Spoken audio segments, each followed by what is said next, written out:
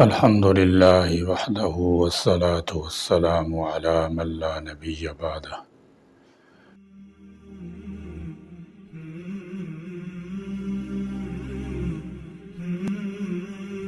آمنت باللہ وملائکتہ وکتبہ ورسلہ، میں ایمان لایا اللہ تعالیٰ پر اور اس کے فرشتوں پر اور اس کی کتابوں پر اور اس کے رسولوں پر۔ اہل سنت والجماعت کا یہ عقیدہ رکھنا بھی ضروری ہے کہ انبیاء کرام علیہم الصلاۃ والسلام حق تعالیٰ جل شانہ کے امین ہوتے ہیں، احکام خداوندی پہنچانے میں ذرا برابر کمی نہیں کرتے اور نہ کافروں سے ڈر کر تقیہ کرتے ہیں۔ ارشاد باری تعالیٰ فرمایا الذین یبلغون رسالات اللہ ویخشونہ، وہ اللہ کے رسول جو اللہ کے پیغامات پہنچاتے ہیں اور صرف اسی سے ڈرتے ہیں۔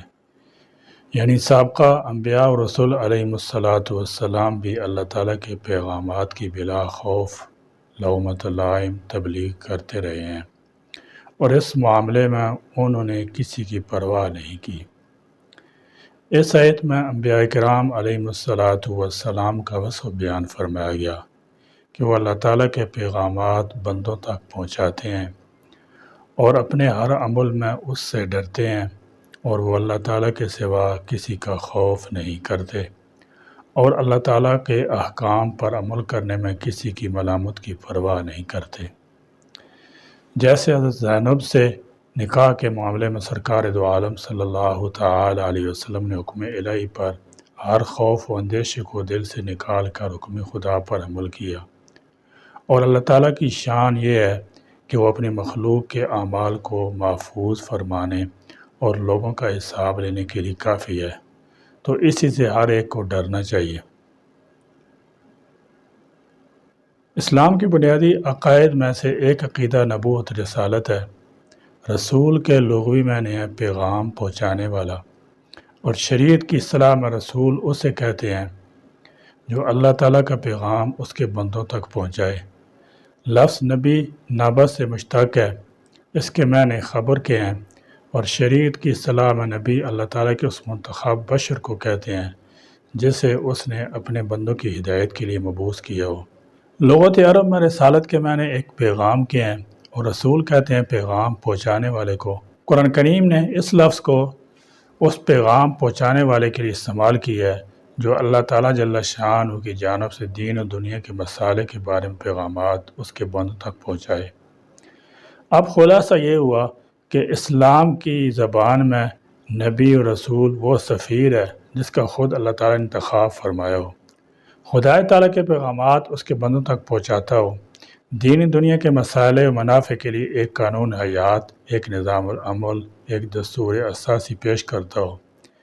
ایسے احکام، ایسے حقائق، ایسے امور ان کو ارشاد کرتا ہو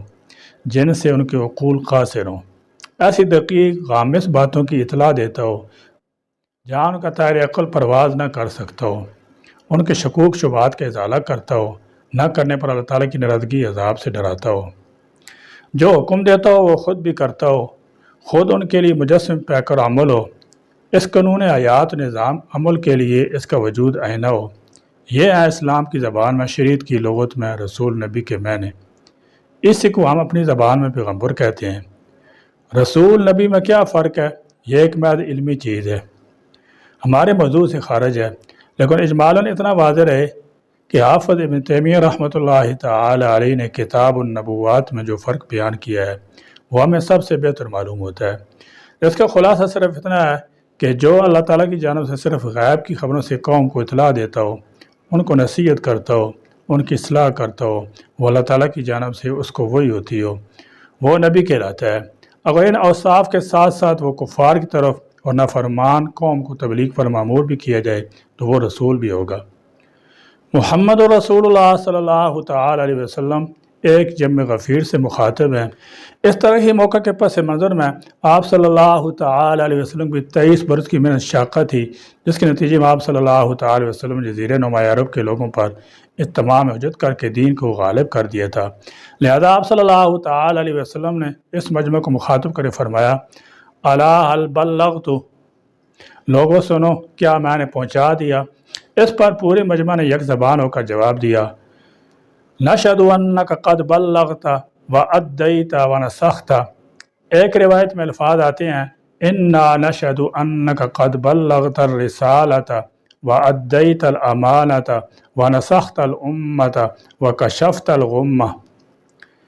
کہ ہاں ہم گواہ ہیں کہ آپ صلی اللہ تعالی علیہ وسلم نے رسالت کا حق ادا کر دیا، آپ صلی اللہ تعالی علیہ وسلم نے امانت کا حق ادا کر دیا۔ یہ قرآن آپ صلی اللہ تعالی علیہ وسلم کے پاس اللہ کی امانت تھی جو آپ صلی اللہ تعالی علیہ وسلم نے ہم تک پہنچا دی۔ آپ صلی اللہ تعالی علیہ وسلم نے امت کی خیر خواہی کا حق ادا کر دیا، اور آپ صلی اللہ تعالی علیہ وسلم گمراہی ضلالت کے اندھیروں کا پردہ چاک کر دیا۔ حضور نبی کریم صلی اللہ تعالی علیہ وسلم نے 3 دفعہ یہ سوال کیا اور 3 دفعہ جواب لیا، اور تینوں دفعہ آگو شہادت آسمان کی طرف اٹھا کر پکارا، اللہم اشہد، اللہم اشہد، اللہم اشہد، اے اللہ تم بھی گواہ ہے، یہ مان رہے ہیں کہ میں نے تیرا پیغام انہیں پہنچا دیا ہے۔ اور پھر فرمایا، فَلْيُبَلِّغِ الشَّاهِدُ الْغَائِبُ، کہ آپ پہنچائیں وہ لوگ جو یہاں موجود ہیں ان لوگوں کو جو یہاں موجود نہیں ہیں۔ گویا میرے کندھے سے یہ بوجھ اتر کر اب تمہارے کندھوں پر آ گیا ہے۔ اگر میں صرف تمہاری رسول بن کر آیا ہوتا تو بات آج پوری ہو گئی ہوتی، مگر میں تو رسول ہوں تمام انسانوں کے لیے جو قیامت تک آئیں گے۔ چنانچہ اب اس دعوت تبلیغ کو ان لوگوں تک پہنچانا امت کے ذمہ ہے۔ یہی وہ گواہی ہے جس کا منظر سورۃ النساء میں دکھایا گیا ہے، فَكَيْفَ إِذَا جِئْنَا مِنْ كُلِّ أُمَّةٍ بِشَهِيدٍ وَجِئْنَا بِكَ عَلَىٰ هَٰؤُلَاءِ شَهِيدًا۔ پھر اس روز حجۃ الوداع کے موقع والی گواہی کا حوالہ بھی آئے گا کہ اے اللہ،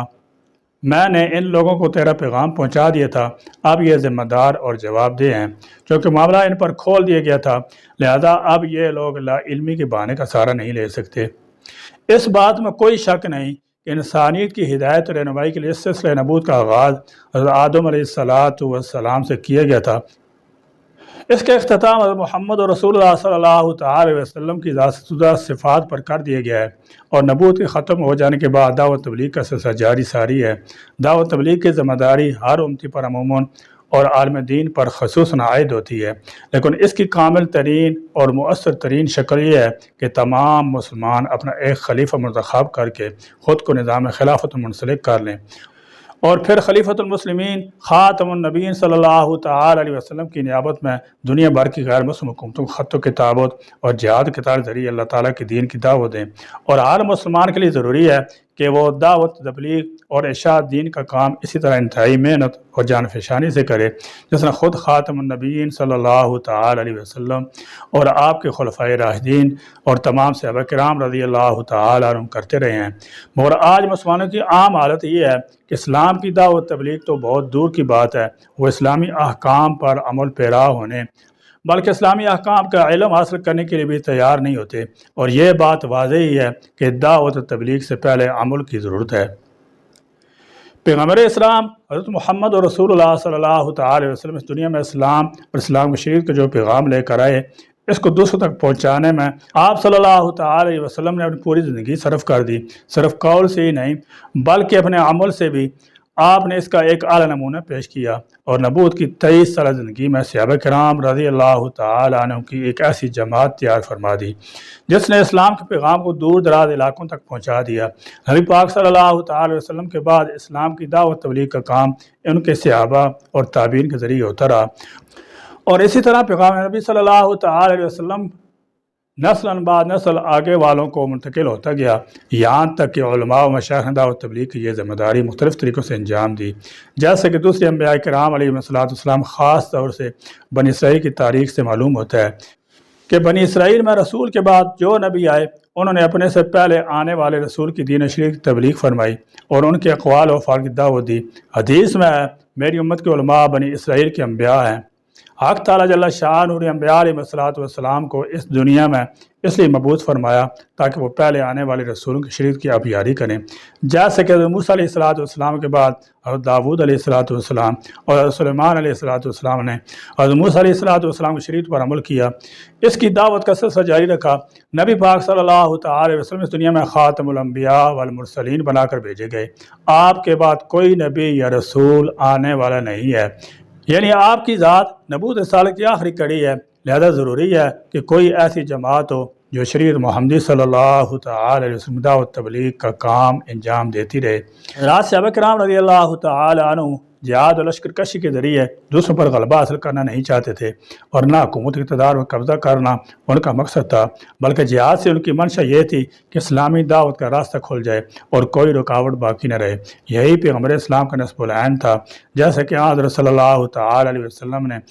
ہرقل اور مقوقس وغیرہ حکمرانوں کے پاس قاصد بھیجے اور ایمان اسلام کی دعوت دی۔ اس سے آپ کا مقصد دعوت تھا کہ دعوت کا دروازہ کھولے، عام لوگوں تک رسائی ہو جائے تاکہ ہر ایک کو دعوت دی جا سکے۔